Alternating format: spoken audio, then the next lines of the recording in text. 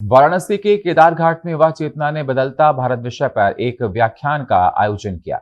इस आयोजन में सिक्किम के राज्यपाल महामहिम लक्ष्मण आचार्य बतौर मुख्य अतिथि शामिल हुए।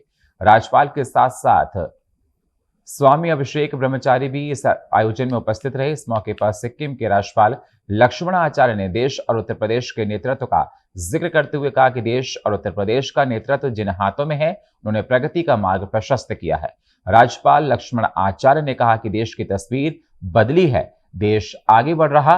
स्वामी अभिषेक ब्रह्मचारी ने भी अपनी बात रखते हुए कहा कि देश प्रधानमंत्री नरेंद्र मोदी का ऋणी रहेगा। वाराणसी की प्रतिष्ठा मोदी ने बढ़ाई है। इस कार्यक्रम में अपनी बात रखते हुए युवा चेतना के राष्ट्रीय संयोजक रोहित कुमार सिंह ने 2014 के बाद भारत के सशक्त होने की बात कही। उन्होंने धारा 370, अयोध्या में भव्य राम मंदिर, नारी वंदन अधिनियम, 65% युवा वर्ग का विकास जैसे प्रधानमंत्री नरेंद्र मोदी के कामों का भी खूब बखान किया।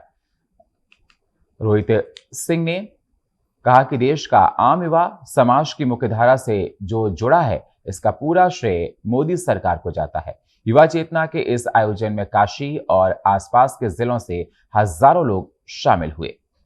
गौ भक्तों की नृशंस हत्याएं हुई, गौ माता का नरसंहार हुआ। लंबे समय तक उसके बाद भी कांग्रेस पार्टी की सरकार इस देश में रही। किसी भी सरकार के प्रधानमंत्री और मुखिया ने महाराज करपात्री जी के सम्मान के संदर्भ में विचार किया क्या? नहीं किया।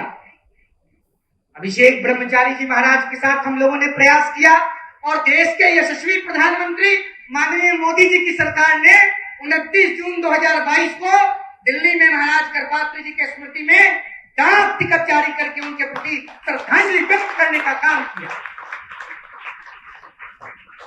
ये तो धर्म के क्षेत्र में 2 घटनाएं जो मेरे स्मृति में है, बस उसकी चर्चा मैंने आपसे की।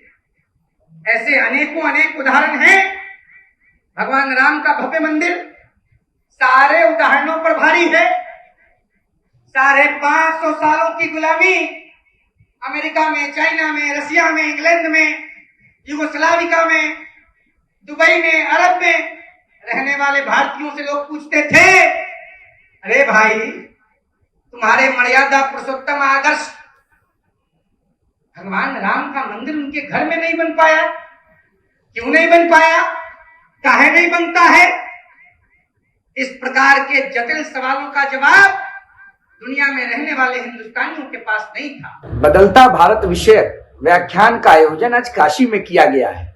2014 के बाद देश में एक मजबूत नेतृत्व का उभार हुआ है।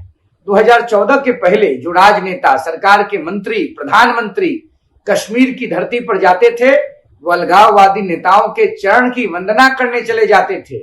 परंतु मोदी जी जब देश के प्रधानमंत्री बने तो अलगाववादियों को ही अलग कर दिया।